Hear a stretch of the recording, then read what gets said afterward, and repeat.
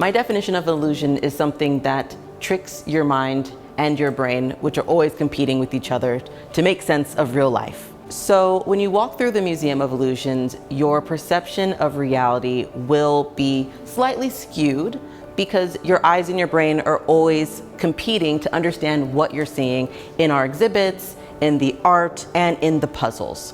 So you will experience something that is sometimes a little unnerving, sometimes a little frustrating, but overall very fun because we help you to solve the illusion and to solve the mystery right there at the exhibit.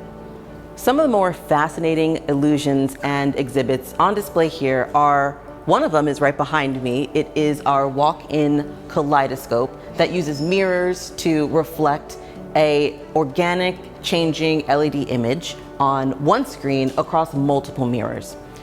We also have the Vortex, which I like to call a mind ride because it is a walkway that is stationary but has a moving, rotating room of colors and lights that makes you feel like the room is spinning.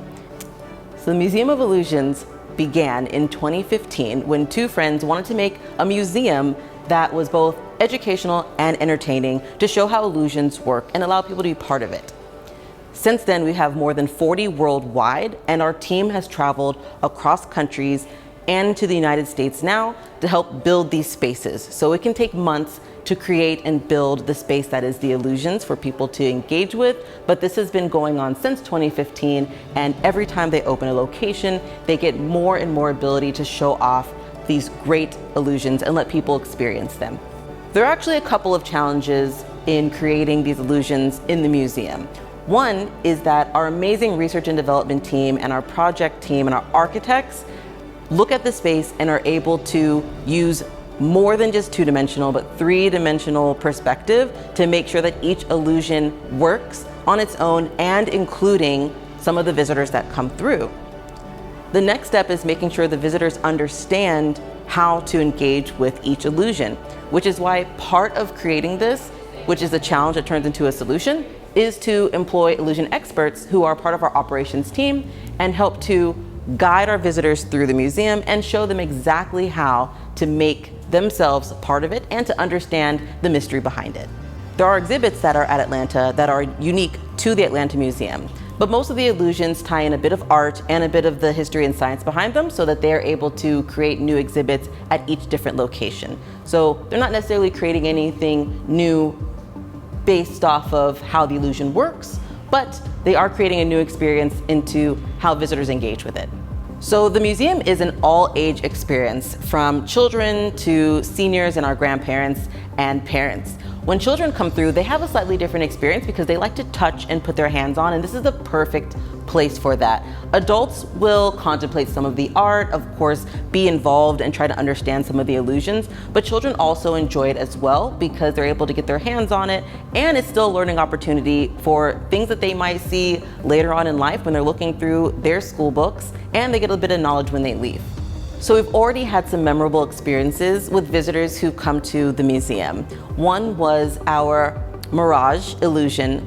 A baby actually did try to touch the Mirage. So we're really excited to see the interaction from even infants who are learning about and seeing and perceiving these illusions the same way we as adults see them. Another aspect of the museum is that we have hands-on puzzles that people can do kind of towards the end of their museum experience, which they can also take home if they find a puzzle that they're incredibly interested in. There have been grown adults who spent many minutes trying to understand some of these puzzles and to make sure that they work and to solve them. And it's just fun to see them engaging and having fun with it. And again, we allow them to purchase them and take them home so that they can feel proud when they finally do solve it. And hopefully they'll come back and show us so we can all be proud with them. A lot of our exhibits use mirrors, lights, and depth perception to really make the illusion stand out and be very prominent.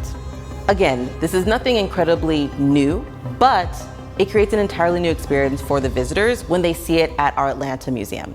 So the Museum of Illusions Atlanta is a permanent location, and we hope that Atlantans Locals and tourists will come to view their new museum and to enjoy it as a space where they can learn, but also get very memorable moments with everyone in their family and their friends group. This is the largest location, so there's a lot of space to explore, and everyone should want to have the bragging rights to know how these illusions work before anyone else, and then to encourage them to learn about it themselves.